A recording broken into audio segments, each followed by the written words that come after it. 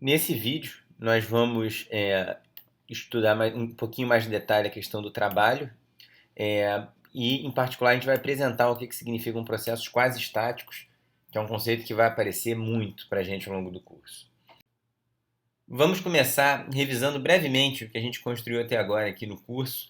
Então, a gente começou apresentando aí o que são sistemas termodinâmicos, né?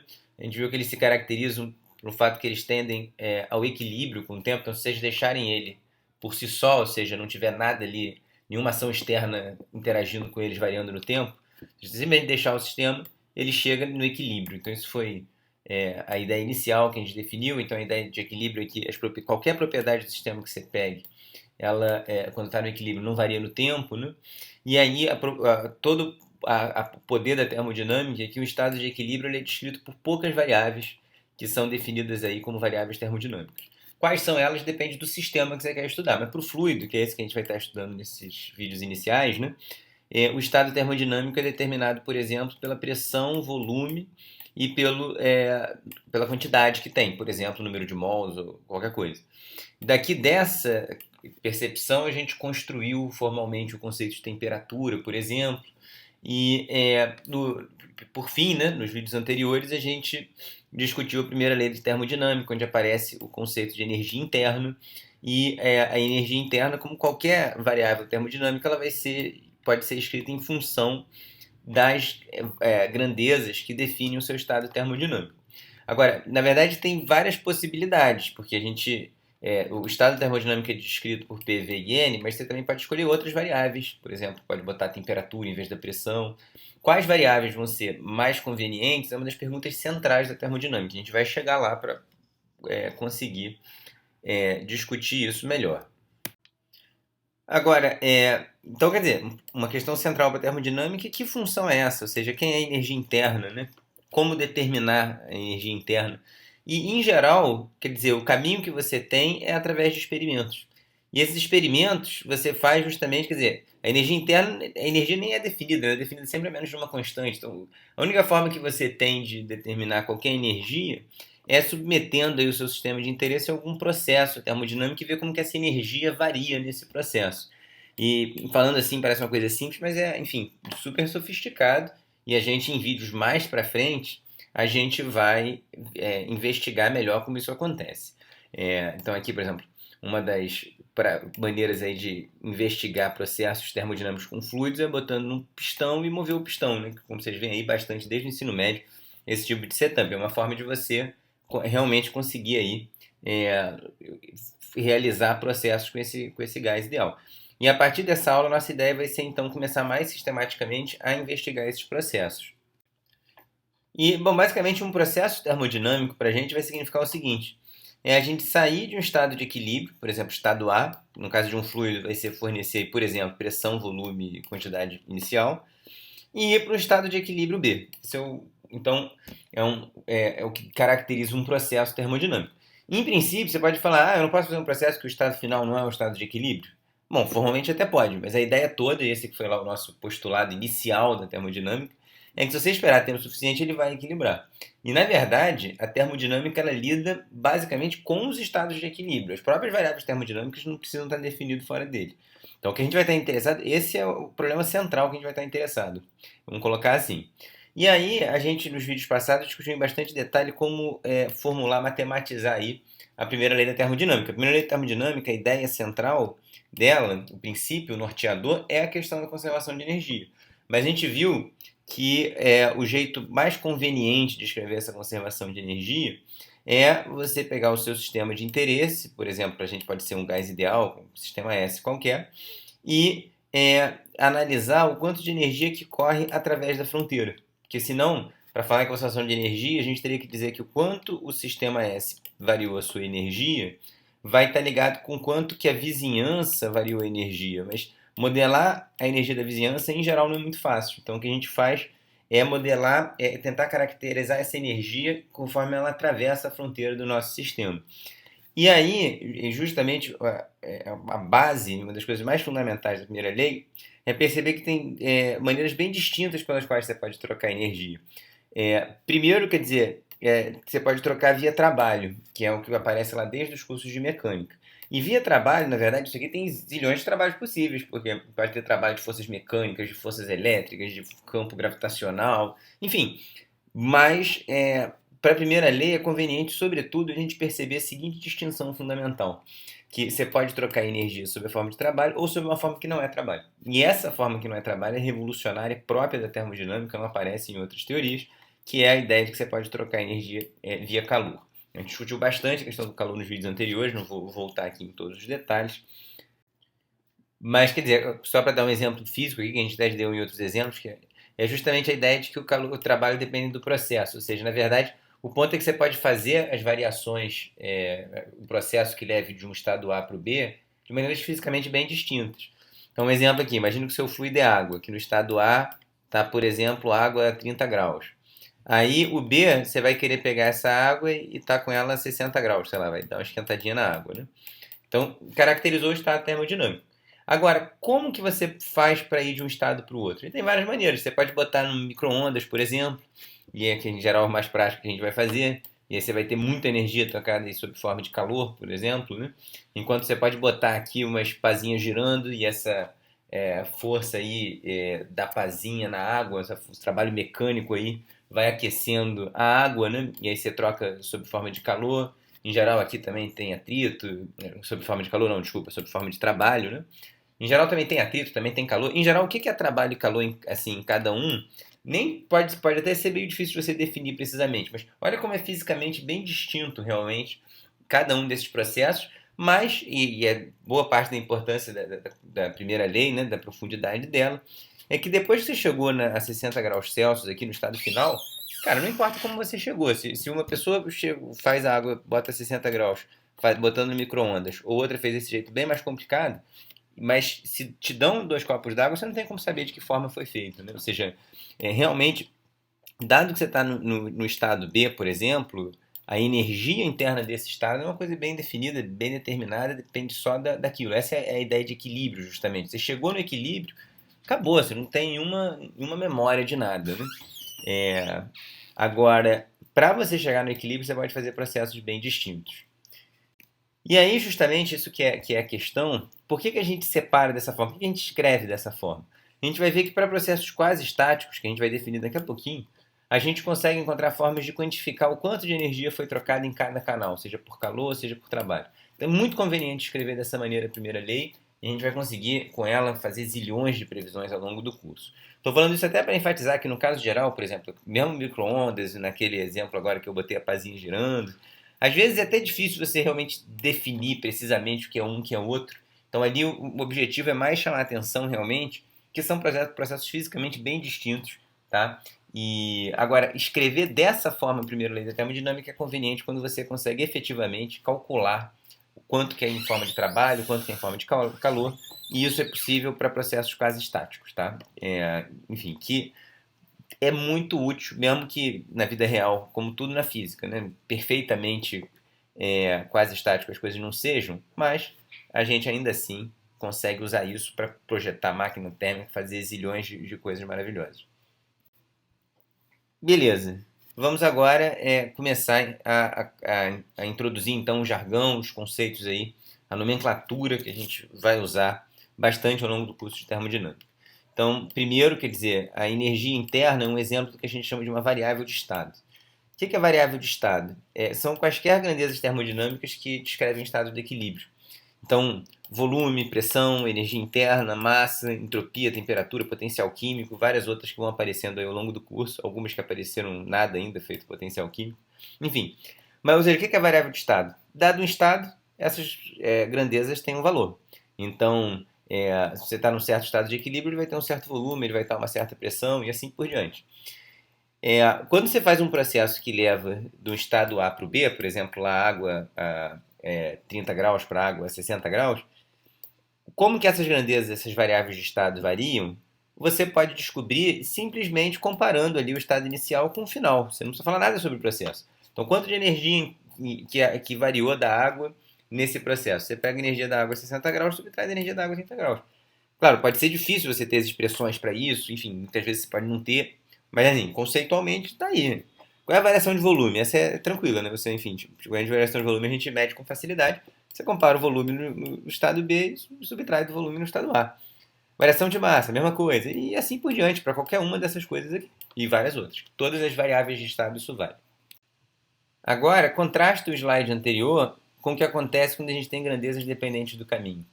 Aqui, para o nosso curso, essas grandezas mais relevantes nessa categoria vão ser o calor e o trabalho. E essas grandezas elas são definidas somente para processos.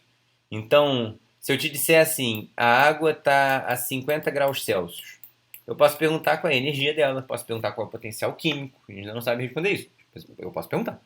Agora, não faz nem sentido perguntar qual é o trabalho. Essa frase não faz nem sentido. Eu quero que ao longo dos cursos vocês se acostumem a ter o ouvido doído quando você ouve uma pergunta como essa. Ou seja, o que eu posso perguntar é o seguinte: para eu levar água de 50 graus Celsius para, sei lá, 70 graus Celsius, qual o trabalho que foi realizado nesse processo? E ainda essa pergunta está imprecisa, porque eu tenho que dizer como que o processo foi realizado. E a mesma coisa para o calor. E é isso que a gente vai agora fazendo aos pouquinhos. Mas só fazendo lá o análogo lá no curso de mecânica, vocês veem que várias vezes você vai calcular o trabalho, você pode usar aqui a integral de linha da força. Né? Essa integral de linha você tem que dizer o caminho, como foi percorrido, né? Em que pontos o corpo passou e assim por diante. Né? Então, para os mesmos pontos A e B, por exemplo, se você arrastar um bloco em linha reta, o atrito vai fazer um certo trabalho. Se você ficar dando voltinha, o atrito vai fazer um trabalho maior. Enfim, e essa é a regra, ou seja, para você calcular o trabalho, você precisa dar o processo. Aqui em termodinâmica vai ser a mesma coisa, só que a gente não vai falar propriamente uma partícula ocupando vários pontos do espaço. As nossas variáveis vão ser as variáveis termodinâmicas que a gente vai chegar daqui a pouquinho. Esse conceito, então, de grandeza independente do caminho vai ser absolutamente fundamental no nosso curso. E aí, vamos aqui então agora falar outras coisas. No fundo, a gente vai falar a mesma coisa de várias maneiras diferentes. Então, aqui, calor e trabalho estão definidos apenas para processos. Para obtê-los, você precisa especificar como foi realizado o processo. Foi a pressão constante? É um tipo de processo. Foi a temperatura constante? É outro tipo de processo. E assim por diante. Então, essa mesma frase, agora qual é o impacto que ela tem na notação que a gente escolhe? A gente escolhe uma notação em que na variação da energia interna tem um delta. Delta em física denota o quê? Denota que esse delta é uma comparação, uma variação do U final para o inicial. Então faz sentido você falar em energia interna no estado final, faz sentido você falar em energia interna no estado inicial. Não tem delta no calor e no trabalho, porque não faz sentido falar em variação de calor e variação de trabalho. Trabalho e calor se dão ao longo de um processo. Qual é a física? A física é que essa energia trocada, que aqui esse ΔU, essa energia trocada ela pode ser decomposta em uma parte que é térmica e outra que não é térmica, que vai ser os trabalhos, aí seja mecânico, elétrico e assim por diante. Agora, a energia em si você não pode decompor. A energia é uma função da pressão, volume, temperatura. Ela é variável de estado. Calor e trabalho, não. E aqui o exemplo que a gente acabou de analisar, ou seja, a ideia é que você pode levar de um estado A para o B de maneiras bem distintas fisicamente. Então, para você falar no trabalho de calor, você tem que dizer como você levou. Olha todos os pontos aí. Beleza, então como a gente comentou, o trabalho depende do processo. Então vai depender se é um processo isobárico, isotérmico, assim por diante. A pergunta natural então como é que eu calculo o trabalho em um dado processo?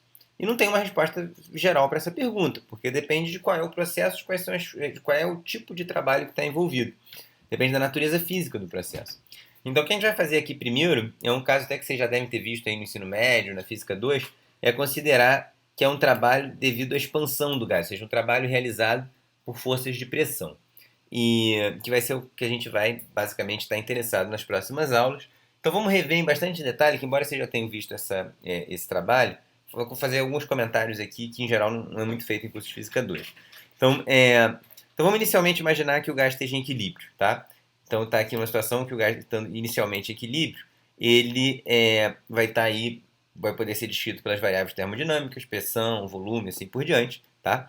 E aí essa pressão, devido à pressão que o gás está, ele faz uma força aqui no pistão, e essa força aqui em módulo vai ser a pressão do gás, né? Vezes a área do pistão, que é essa área A, tá? E aí estando em equilíbrio, porque isso aqui é compensado por outras forças, que é a força do ar fora, e assim por diante. Agora, imagina que você faça um processo em que o volume do gás varia. Quando você faz isso, essa força, então, ela vai atuar durante um certo deslocamento dx. Vamos imaginar inicialmente uma expansão infinitesimal só. Então, o trabalho infinitesimal feito pelo gás vai ser você pegar a pressão do gás e multiplicar pela área, isso aqui dá a força que a gente viu, e força vezes deslocamento, força vezes dx. Então, isso aqui é a expressão que aparece bastante lá desde a física 2, né? Que o trabalho infinitesimal feito para o gás é PDV, basicamente. A pressão do gás vezes a variação de volume, tá? Então, nota aqui que a gente está bem usando nossas convenções de sinal. Se o dV é positivo, significando que o volume aumentou, ou seja, que o gás expandiu, é um trabalho positivo, tá? E vice-versa. Se o dV é negativo, é uma contração, o trabalho é negativo, indicando que foi realizado o trabalho sobre o gás. Porque caso o dV seja negativo, a força que o gás realiza e o deslocamento do pistão vão estar em direções opostas, tá? Então, beleza. Agora, será que eu posso dizer, então, se o processo não for infinitesimal, o que vocês acham? Será que basta, então, integrar e dizer que o trabalho é a integral de PDV entre, por exemplo, aqui a posição inicial e a posição final? Porque, geralmente, isso a gente faz bastante nos cursos de física, né? Você analisa a situação infinitesimal e fala, agora, para um cara que não é infinitesimal, integra. Será que isso vale aqui na termodinâmica? E isto não vale, vejam só. Termodinâmica é uma teoria bem sutil. E por que isso não vale? Para a gente começar a discutir isso, que é uma coisa bem, bem profunda, e quando eu digo termodinâmica é uma teoria bem sutil, é porque isso é bem próprio da termodinâmica e vai ter a ver justamente com a existência de processos reversíveis e irreversíveis. A gente vai agora construir isso aos pouquinhos, mas como sempre em física, é mais fácil a gente começar analisando um caso extremo. E esse é, por exemplo, o caso da expansão livre. O que é a expansão livre? Imagina que inicialmente você tem um gás aqui num recipiente, que as paredes são fixas, tá? E tem aquele, do lado aqui a gente tem um recipiente que tem vácuo, tem nada ali dentro. Então essa parede aqui é uma parede que é capaz aí de suportar uma diferença de pressão, e aqui inicialmente está no estado de equilíbrio. Então esse gás tem lá definido a pressão dele, volume, todas as variáveis termodinâmicas que você quiser. Aí de repente, puf, você retira essa parede, não tem parede. Tem como fazer isso na prática, daqui a pouco eu digo como. Por enquanto, pensando teoricamente mesmo, você foi lá e removeu a parede. Então esse gás agora vai expandir, a gente diz que é uma expansão livre porque ele não está empurrando nada, ele não está basicamente simplesmente ocupando um espaço que estava totalmente livre antes. Então nota que nesse processo você vai ter uma variação de volume do gás, que ele se expandiu, então ele inicialmente ocupava só esse pedaço, agora ele vai ocupar todo, mas não tem como ele realizar trabalho, nem tem como ele trocar calor, porque é aí que a gente diz expansão livre, que nesse caso a gente está considerando que o gás é um sistema isolado, não tem para quem ele dá energia. Ele não tem uma parede para empurrar, não tem nada.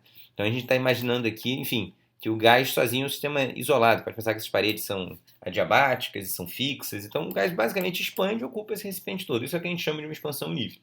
Então você tem variação de volume, mas você não tem trabalho. Em particular, você não pode usar essa fórmula, né? Você tem aqui um dV positivo, a pressão em princípio positiva, mas você integra aqui entre aqui, não está escrito agora, né? Mas aqui seria o XA e aqui seria o XB. E quer dizer, enfim, essa fórmula não funciona, porque o trabalho é zero. Na verdade, essa fórmula não funciona por uma razão muito mais fundamental, inclusive. É que a pressão, como é um processo fortemente aí, brusco, né? Quer dizer, você está muito longe do equilíbrio enquanto ocorre esse processo. Então, a pressão sequer está definida. A rigor, esse problema, você for abordar ele por um problema de dinâmica dos fluidos, o gás, enquanto expande aqui, vai ter várias coisas complicadas. Podem ter correntes de ar, turbulência. Você pode até tentar definir uma pressão localmente, mas a pressão não é mais uma pressão uniforme. É uma complicação danada, tá? Então, mesmo em princípio, não faz nem sentido essa fórmula, porque você não tem nem pressão do gás. Tá? Então aqui a expansão livre é conveniente porque é justamente uma situação que esse trabalho aqui, você até consegue nesse caso dizer quanto que ele vale. Ele tem que ser zero, porque você não tem para quem dar energia, o calor tem que ser zero. Mas o ponto que a gente está querendo enfatizar aqui agora é isso, quando você faz o processo termodinâmico, se você fizer uma coisa muito brusca, de modo que os seus estados intermediários não sejam estados de equilíbrio, as variáveis termodinâmicas não precisam nem estar definidas. Então uma expressão como essa simplesmente não vai valer, tá? Deixa eu comentar que você experimentalmente consegue fazer um processo que descreve essa expansão livre, às vezes é chamada de expansão de Joule, porque os experimentos que o Joule realizou foram fundamentais para o desenvolvimento termodinâmico. Tudo bem, você não consegue fazer vácuo perfeitamente, nunca é perfeitamente exatamente isso, mas você pode usar válvulas como essa, né? Que quando você gira aqui essa válvula, ela basicamente permite a passagem de ar ali agindo como se na prática você tivesse removido instantaneamente aquela parede. Também nunca é instantâneo e tudo isso. Mas na prática isso aqui descreve a maneira de você modelar experimentalmente essa expansão livre. E isso teve, esse experimento, na verdade, quando o Joule fez lá, teve consequências absolutamente fundamentais para o próprio desenvolvimento da termodinâmica, como a gente vai estudar daqui a alguns vídeos. Ou seja, o que a gente está querendo motivar? Se você faz um trabalho infinitesimal, um processo infinitesimal, desculpa, e faz uma variação de volume infinitesimal dV, então o trabalho infinitesimal vai ser dado pela pressão do gás vezes dV, supondo que a situação inicial fosse uma situação de equilíbrio. Agora, se você fizer um processo de tal maneira que seja lento bastante, e é isso que a gente vai chamar de quase estático, ou seja, o que é lento bastante? É lento de maneira que durante todo o processo a gente possa considerar o sistema em equilíbrio térmico. Aí sim, é como se cada processo fosse um processo infinitesimal com uma pressão bem definida. E aí, se você tem aí um processo que, quando você compõe, ele vai ter uma variação global aí de volume, que não precisa ser infinitesimal, você obtém um trabalho completo integrando o PDV. Então, esse que é para lembrar que essa expressão vale apenas para um trabalho quase estático, tá bom? E aí, do ponto de vista físico, o que a gente pergunta é o seguinte: o que é quase estático, né? O que significa isso na prática? Ou seja, imagina que você está puxando aí o pistão com uma certa velocidade v. Formalmente, quase estático significa que esse v tende a zero, como se é um processo que vai levar sempre tempo infinito. Então, um processo formalmente quase estático é um processo que é infinitamente lento. Claro que ninguém vai fazer isso na prática.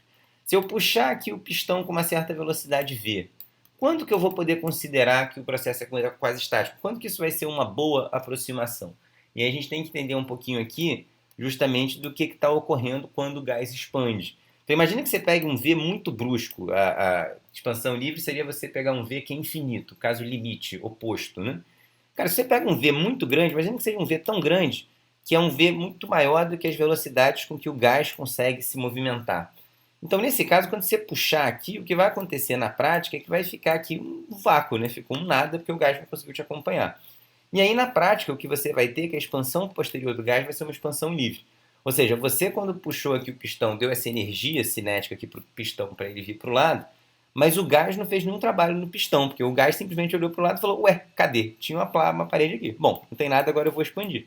E ele expande livremente sem fazer trabalho. Então, para saber quais são as velocidades, aí agora uma escala física, para que eu possa considerar o meu processo quase estático, eu tenho que perguntar quais são os tempos característicos que o gás precisa para se reequilibrar. No fundo é isso. Abordar em detalhe essa dinâmica da expansão do gás é um problema sofisticado de dinâmica dos fluidos. É um processo, justamente, quer dizer, sempre fora do equilíbrio, né? A menos que você faça com V para zero, é sempre um processo fora do equilíbrio. Mas a graça é justamente a gente endereçar as escalas físicas. Então, o que acontece quando você vai puxando o pistão? Você gera uma região com baixa densidade, que é esse degradê de cor, o que gera uma variação de pressão, que gera uma diferença de pressão, que gera um movimento, que é aquilo que justamente a gente chama som. Som é justamente essa onda de compressão. Então, quer dizer, basicamente a gente fisicamente percebe que a escala de velocidade com a qual o gás vai se rearrumar aqui vai ser a velocidade com que o som viaja. Ou seja, para a gente considerar esse processo quase estático, a gente precisa puxar o pistão com uma velocidade que seja muito pequena comparada com a velocidade do som. Ou seja, aí realmente você. Aí a coisa já começa a mudar de figura. Você fala, pô, tava lá falando que é uma forma que vale só quando é infinitamente lenta, será que eu posso usar ela? Cara, muitas vezes pode, porque é isso, você não vai puxar o pistão aqui com 300 metros por segundo, vai. Agora, você já vê que se você quiser fazer um experimento de expansão livre, não vai ser assim que você vai fazer. Você não vai puxar essa velocidade aqui mais do que a velocidade do som. É dificílimo fazer esse experimento. De modo que a gente viu lá que tinha aquela válvula, né, que é um jeito esperto, porque puxando assim não vai rolar. Então, olha que bonito, né? Quer dizer, ou seja, a expressão do trabalho que a gente deu para o processo quase estático, ela só vale para o processo quase estático, como a gente afirmou. Porém, o que é um processo quase estático, em muitos casos, você vai poder usar, vai poder fazer essa descrição com um bom funcionamento. Pera, nem sempre. Tem esse experimento do Joule que não vai, tem outras situações que a gente vai ver no curso que não vai. Mas também não é assim uma coisa tão bizarramente, caraca, uma coisa que a gente está fazendo só um cálculo totalmente abstrato de físico teórico. Tem muitos processos que, numa boa consideração, a gente pode tomar eles como quase estático, né? E aí, quase estático significa isso. A gente, em cada instante, imagina que o sistema está em equilíbrio termodinâmico. Que a ideia é que você puxa o pistão e rapidamente o gás vai se rearranjando de uma maneira que você, de fato, não percebe. Faz lá o experimento, pega o pistão para brincar, você vai vendo aqui que, enfim, que esse processo pode ser feito lento, de maneira que você não vê nenhum efeito aí turbulento, nem nada, enfim. É, é bem profundo. E tornar essa discussão muito precisa não dá para fazer em termodinâmica, porque é um problema dinâmico dos fluidos. Mas a gente consegue, com argumentos bem gerais de física, pelo menos estimar a ordem de grandeza. Do ponto de vista da teoria da termodinâmica, tudo que a gente pode falar é o seguinte: faça um processo em que o V tende a zero. Aí tudo bem, fica tudo formal, bem definido. De resto, a gente vai precisar complementar aí com alguma análise de dinâmica dos fluidos, ou enfim, se o seu sistema não for fluido, uma análise da dinâmica pertinente ao seu sistema. Então aqui justamente, quer dizer, o que significa na prática um processo ser quase estático? Cada processo deve ser analisado separadamente. Quando eu trabalho por expansão e por contração, a ideia é que a escala de velocidade que você tem no seu processo seja muito pequena comparado com o som. Agora, outros tipos de trabalho vão envolver outras escalas de velocidade, outras escalas de tempo, e aí cada caso tem que ser analisado separadamente. O que tem de bem geral, já para a gente frisar aqui, é que quando o processo é quase estático, a gente consegue ter expressões bem precisas para o trabalho em termos das variáveis termodinâmicas, de pressão, volume, se você estiver lidando com o sistema elétrico, do campo elétrico, polarização, etc. E justamente porque essas variáveis só estão definidas no equilíbrio térmico. Então, para eu conseguir expressões para o trabalho em termos dessas grandezas, eu preciso que elas sejam definidas. Então, eu preciso de um processo que seja um processo que vai passando só por estados de equilíbrio, né? E é por isso até que eu mencionei anteriormente. Quando você tem um processo que é fora do equilíbrio total, cara, aí até mesmo falar em trabalho e calor já não faz muito sentido, já não dá muito para você definir direito, tá? Mas como a gente viu, muitas vezes a gente pode, pelo menos uma boa aproximação, considerar o processo como quase estático. Agora, quando você vai falar de troca de calor, aí a escala de tempo envolvida é a da termalização. No outro era o equilíbrio mecânico, aqui vai ser a termalização. E a termalização é tipicamente mais lenta, depois a gente vai bem mais para frente no curso discutir isso em mais detalhe. Mas uma intuição física é que o equilíbrio mecânico ele envolve movimento de matéria, o deslocamento de gás. E com isso ele acaba sendo estabelecido mais rapidamente. Então, de novo, aquela intuição que a gente tinha dado antes, né? Que quando você troca calor não precisa ter um deslocamento de matéria. O deslocamento ele ajuda a coisa a ser mais rápida. Então, como aqui nesse experimento que a gente discutiu em vídeos anteriores, né, de por que isso está acontecendo, mas é basicamente isso. Você produz uma variação uma diferença de pressão grande fora e dentro, tudo dali quebra a latinha e rapidamente o negócio entra em equilíbrio de novo, tá? Bom, só uma definição equivalente, é totalmente igual ao que eu falei até agora, mas é um pouco mais elegante. A gente tinha definido o processo quase estático como sendo um processo que o sistema está em equilíbrio termodinâmico durante todas as etapas. Uma definição equivalente é a seguinte: é que o processo termodinâmico quase estático é um processo que consiste em uma curva orientada de estados de equilíbrio. Olha que coisa bonita. E é a mesma coisa que a gente falou antes. Tudo que eu estou dizendo se você vai do estado termodinâmico A para o B, você vai fazendo isso só passando em estados de equilíbrio. Então, cada estado vai ter uma pressão e um volume bem definido, e, portanto, você pode representar no diagrama PV, que é, inclusive, muito conveniente para representar processos envolvendo aí variação de volume, né?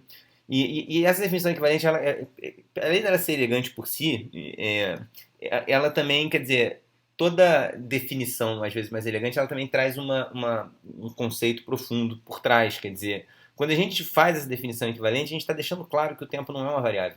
Ou seja, é um conjunto de estados de equilíbrio orientado, porque eu tenho que dizer justamente em que sentido que essa curva está sendo percorrida.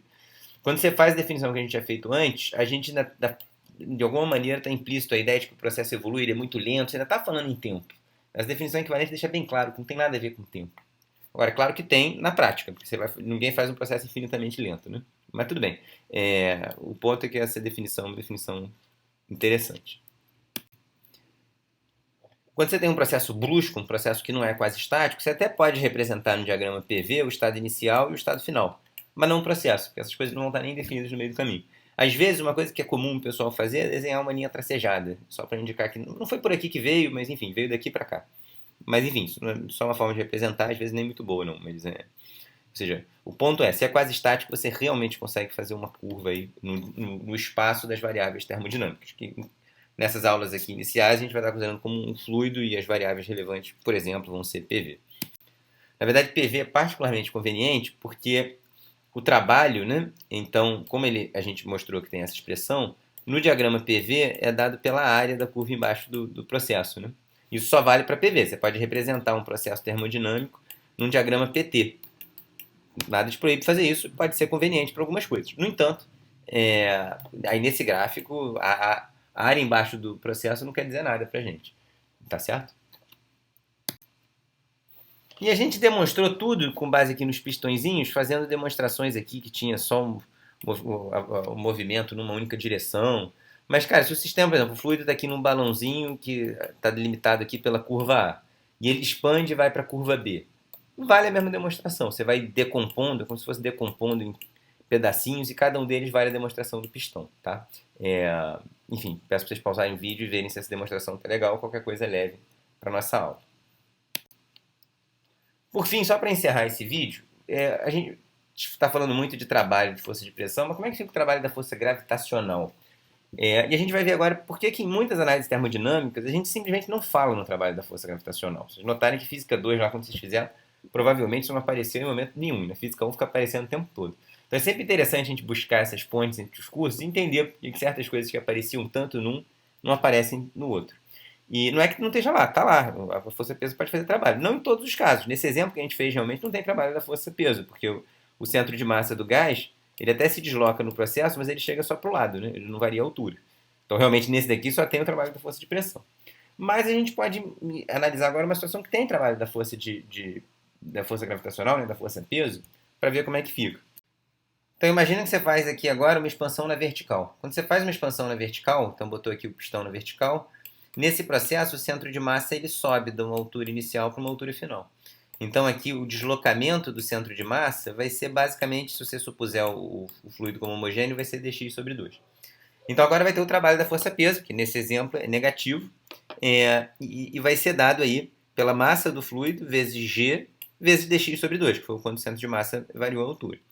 Então, quando você faz a razão aqui, pensando só em módulo, que é o que a gente vai estar interessado, do trabalho da força-peso pelo trabalho da força de pressão, e levando em conta que a massa do gás ali dentro vai ser a densidade do gás vezes a aceleração da gravidade vezes a altura da coluna de gás, então quando você faz isso, você vê que a razão do trabalho da força-peso pelo trabalho da força de pressão é dada por essa expressão aqui, onde P0 é a pressão atmosférica, é a ordem de grandeza aí, típica da pressão a qual a gás está submetido. Não precisa ser exatamente pressão atmosférica, mas só a ordem de grandeza. Né?